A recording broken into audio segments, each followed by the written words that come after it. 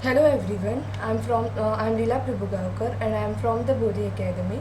So today we'll start with the chapter 1 of development of class 10th.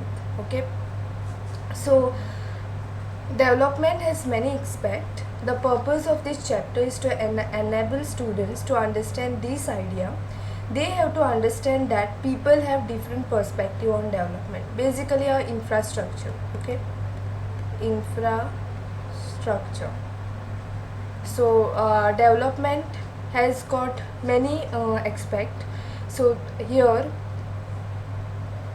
we have to understand what are the different people's perspective, okay, by which we can arrive at common indicators for development. So to do this we have used situations that they can respond to an initiative manner. We have also presented analysis that is more complex and macro in nature. So this chapter is all about understanding the economic development. Okay. So this is the part of your social studies, social studies, geography.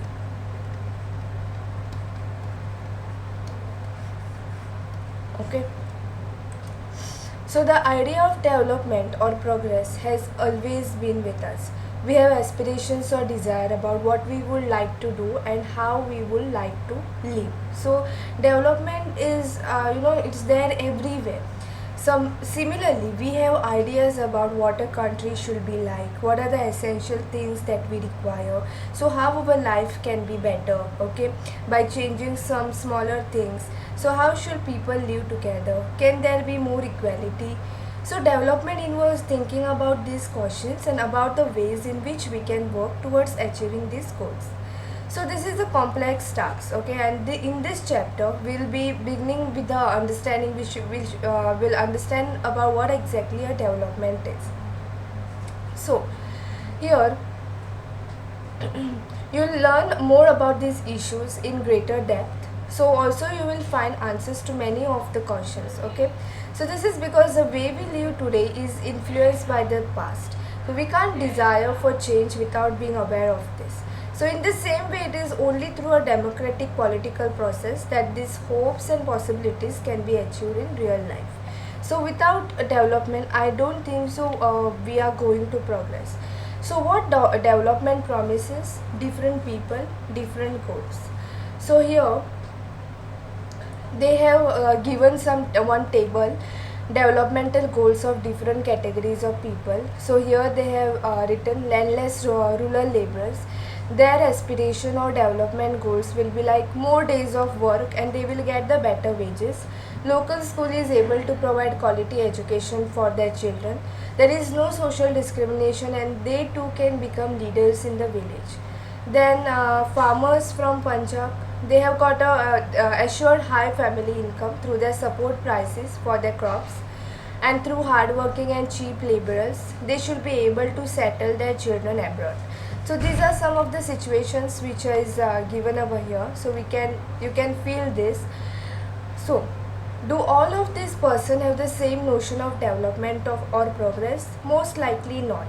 So all the people of this the different categories of person are given over here. So for them their aspirations or the development goals are totally different. Okay. So if we see one another example, a girl from a rich urban family, she gets as much freedom as her brother and is able to decide what she wants to do in life. But a rural woman from a land owning family will not have this much of freedom like how this rich girl in urban family is getting. Okay. So each one of them seeks different things. Okay. So they seek things that are most important for them. So we see things, we try to complete the things which are more important for us, that is that which can fulfill their aspirations or desires. So in fact at times two person or groups of person may seek things which are conflicting. Okay. A girl expect as much freedom and opportunity as her brother. So and that he also shares in the household work. So her brother may not like this. Similarly, to get more electricity, industrialists they may want more dams. So, but this may submerge the land and disturb the lives of people who are displaced, such as tribals. So here what we learned that, so two things are quite clear over here. One, different persons they have got different developmental goals. Okay, it will not be the same for the two person. Their aspirations, their development will be different. And secondly, what may be development for one may not be development for the other. Like here the example is given of industrialist. Okay, they, in order to generate more electricity, they want more dams, right?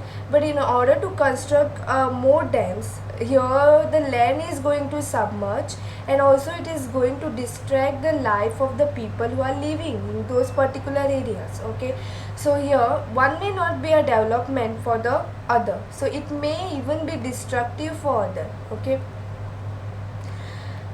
so the next part is with regards to income and other goals.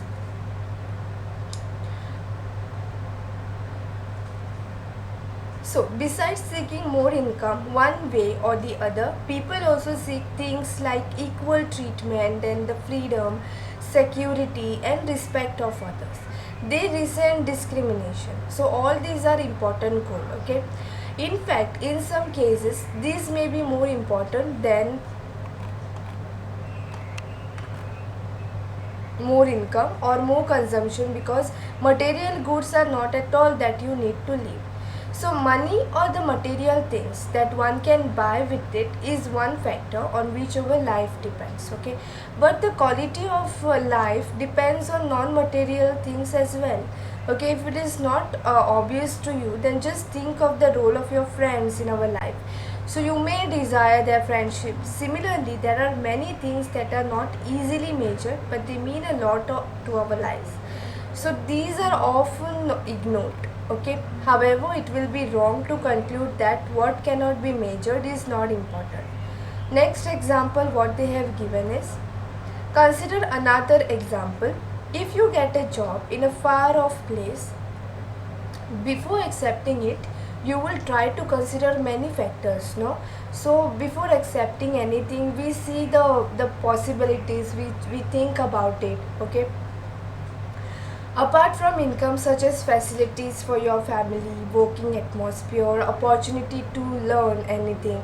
So in another case, a job may give you a less pay but may offer a regular employment. Okay, so this is going to enhance our sense of security. So this is one of the factor which is very important. So another job, however, may offer a high pay but no job security, and also leave no time for your family. So this is going to reduce our sense of security and freedom. Similarly, for development, people look at mix of goals. Okay, so it is, development is not only the one factor. Okay, so we have to think about various other factors as well. It is true that if women are engaged in paid work, their dignity in the household and society it increases. However, it is also the case that if there is a respect for women, there will be more sharing of housework and a greater acceptance of women working outside. So a safe and secure environment, this is going to allow more women to take up variety of jobs into the business. Hence, the developmental goals that people have are not only about better income but other important things in life as well. Okay, looking at our national development. So as we saw just now that individuals they have their own individual goals. Okay, so for them the national development, their perspective for national development also it will be different, right? So most likely you will find that different students in the class have given different answers to the above questions. This is what the part of activity. So in fact you might yourself think of many different answers as well and not to be sure of any of this. So it is very important to keep in mind that different person could have different as well as conflicting notions of a country's development. So however, can all the ideas be considered equally important, or if there are conflicts, how does this we are going to decide? what will be a fair and just path for all of us. We also have to think whether there is a better way of doing things, or will the idea benefit a large number of people or only a small group. National development means thinking about all the about things what we discussed. Okay.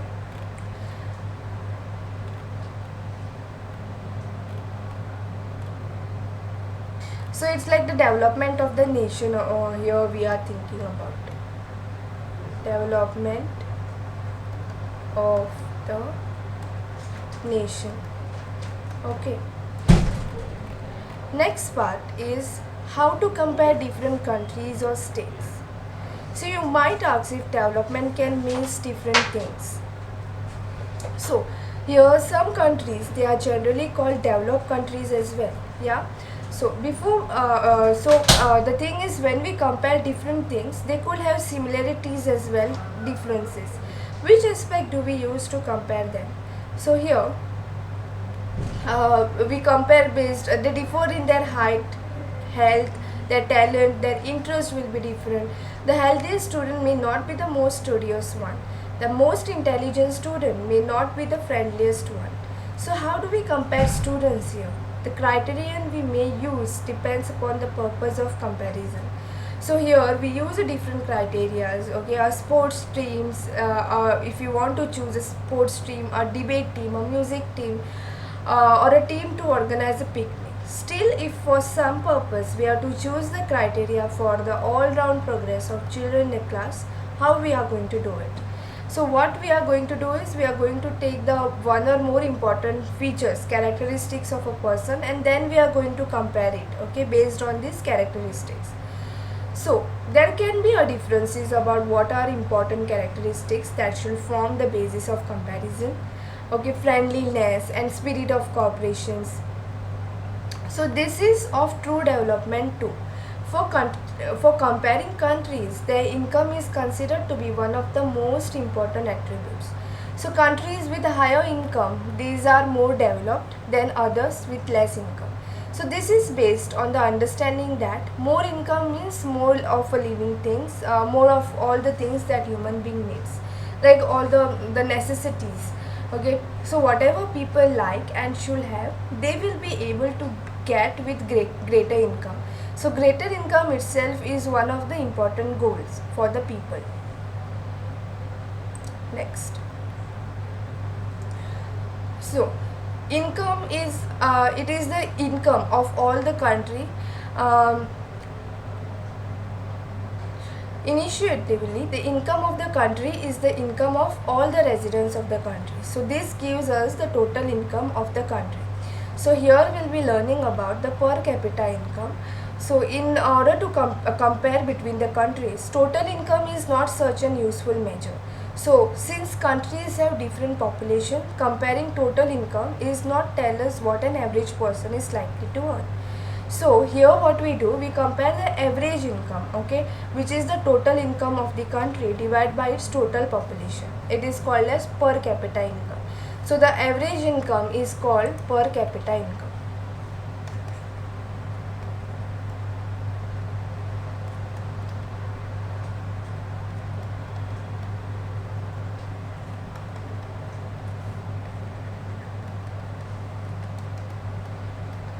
So per capita income is total population.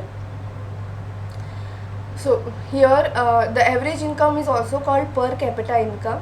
So which means the total income of the country divided by its total population. Okay.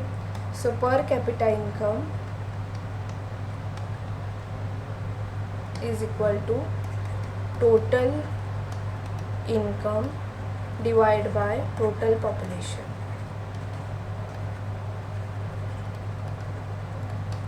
Okay. Next. So in a World Development Reports brought out by the World Bank, this criteria is used, okay, to classify all the countries. So if we see about India, India comes in the category of low middle income countries because its per capita income in 2019 was just $6,700 per annum. The rich countries, excluding countries of Middle East and certain other small countries, are generally called developed countries. Then, income and other criteria. So here table 1.3 shows per capita income of selected states. So this is of the selected states, Haryana, Kerala, Bihar, and these are the per capita income. Okay, total income divided by, so here while measuring they have taken total income divided by the total population. Okay. So, when we look at individual aspirations and goals, we found that people not only think of better income, but they also have goals such as security, they respect for others, then equal treatment, freedom, etc. So, in mind. Similarly, when we think of nation or region, we may beside average income think of other equally important attributes as well. What could these attributes be? So let us examine this through an example. So table 1.3, here it has shown the per capita income of Haryana, Kerala and Bihar. So actually these figures are per capita net state domestic product at current prices for 2018 and 19. So we can take it to be the per capita income of the states. So we find that of the three, Haryana has the highest per capita income and Bihar has the lowest per capita income. Okay, so what does it mean? This means that on an average a person in Haryana earned 2,37,147 in 1 year, whereas on an average a person in Bihar earned only around 40,982. So if per capita income were to be used as a measure of development, Haryana will be the most developed as compared to Bihar, right? So Bihar is now the least developed state over here. This is the least developed state. Okay. Now let us look at table 1.4, some comparative data on Haryana, Kerala and Bihar. So here infant mortality rate is given, 1000 live per births, then literacy rate and net attendance ratio per 100%, and secondary stage age 14 and 15 years. Okay, so this source is according to the Economic Survey 2020-21. Okay, National Sample Survey Organization. So explanation of some terms are given over here. Infant mortality rate or IMR. So this indicates the number of children that die before the age of 1 year. Okay, as a proportion of 1000 live children born in that particular year. So here it has shown the number of children that die before the age of 1. Then literacy rate means this measures the proportion of literate population in the above 7 and above age group. Then net attendance ratio is the total number of children of age group 14 and 15 years attending school, okay, as a percentage of total number of children in the same age group. Now, so the first column of the table shows that in Kerala, out of 1000 children born, 7 died before completing 1 year of age. Okay, so in Kerala, 7 children died before completing 1 year. Okay, so this is what infant mortality rate has shown over here. Then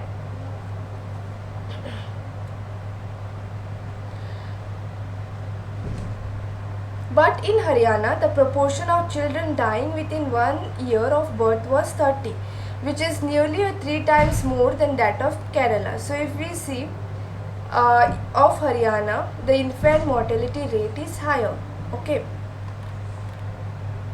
So on the other hand, the per capita income of Haryana is more than that of Kerala. So per capita income, if we see, it is more. Haryana's per capita income is more as compared to Kerala. Okay. Now try to think of parents whose children die before they even celebrate their first birthday. So it will be so painful for them. So we are not talking about the old times over here. It is 70 years after independence, whenever metro cities are full of high-rise buildings and shopping malls. Okay. So here the problem does not end with infant mortality rate. The last column it shows about half of the children aged 14 to 15 in Bihar, these are not attending schools beyond class 8. Okay. So what does it mean? This means that if you went to school in Bihar, nearly half of your elementary class will be missing over there. So those who could have been in school are not there. So if we will happen to us, then we will have not able to read what we are reading right now. Okay. Next is about the public facilities. So public facilities like the social work. Okay. How is it that the average person in Haryana has more income than the average person in Kerala, but it lags behind in some crucial areas? Okay. The reason is money in your pocket cannot buy all the goods and services that you may need to live well. So income by itself is not a completely adequate indicator of material goods and services. Here the example is given. Normally your money cannot buy you a pollution-free environment or ensure that you get unadulterated medicines unless you can afford to shift to a community that already has all these things. So this may also not be able to protect us from infectious disease unless the whole of your community takes some sort of preventive steps. Actually, for many of the important things in life, the best way, also the cheapest way, is to provide these goods and services collectively. So, will it be cheaper to have collective security for the whole locality, or for each house to have its own security staff? What if no one other than you in your village or locality is interested in studying? Will you be able to study? Not unless our parents can afford us to send to other schools. Okay, so you are actually able to study because many other children also want to study, and because many people believe that the government should open school and provide other facilities so that all children have the chance to study. So here public facilities is government, they try to educate us societies. They build hospitals, they build education institutes. So Kerala has a very low infant mortality rate. Here in this diagram we have seen that Kerala, as compared to Bihar and Haryana, has a very low infant mortality rate because it has adequate provision of basic health and educational facilities. So they have got a healthcare facilities. Okay. Similarly, in some states, the public distribution system (PDS), okay, it functions well. Health and nutritional status of people of such state is certainly likely to be better. So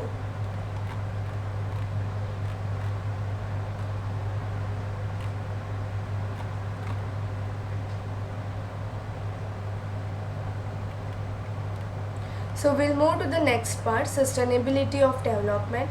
Here we'll be learning about the sustainable development, that conserving the resources for the future use. Sustainable development,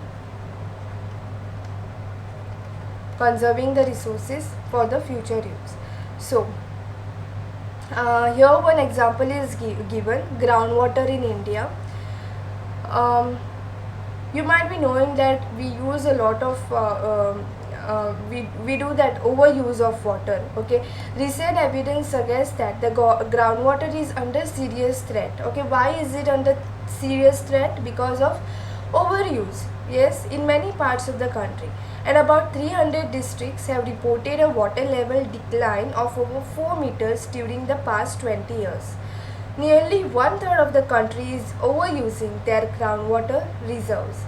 In another 25 years, 60% of the country will be doing the same if the present way of using this resource continues. Groundwater overuse is particularly found in agriculturally prosperous regions of Punjab and western Uttar Pradesh. So, hard rock plateau areas of central and south India, some coastal areas, and the rapidly growing urban settlement. So, here groundwater is being overused at various parts. So, Groundwater is an example of renewable resource, and these resources, you know that it replenishes by nature, as in case of crops and plants. However, even these resources may be overused. For example, in the case of groundwater, if we use more than what is being replenished by rain, then it is going to exhaust one day. So non-renewable resources are those which will get exhausted after a few years of use.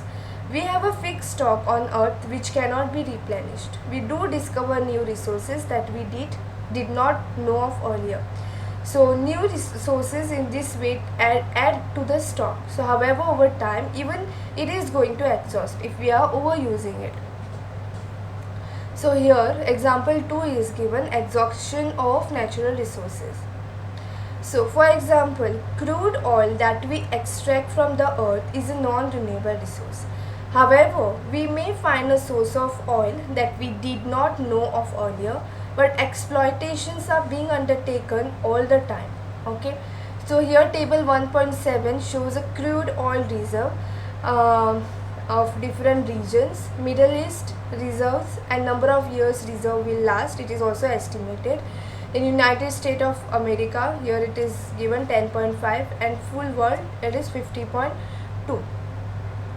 So here it gives the estimates of reserves. Okay, more important, it also tells us for how many years the stock of crude oil will last if people continue to extract it at the present rate. The reserves will last only 50 years more, and this is for the world as whole. However, different countries face different situations. Countries like India depend on importing oil from abroad because they do not have enough stock of their own. So if prices of oil increases, this becomes a burden for everyone. There are countries like USA which have a low reserve and hence want to secure oil through military or economic power. So, consequences of environmental degradation do not respect national or state boundaries, and everyone is facing this.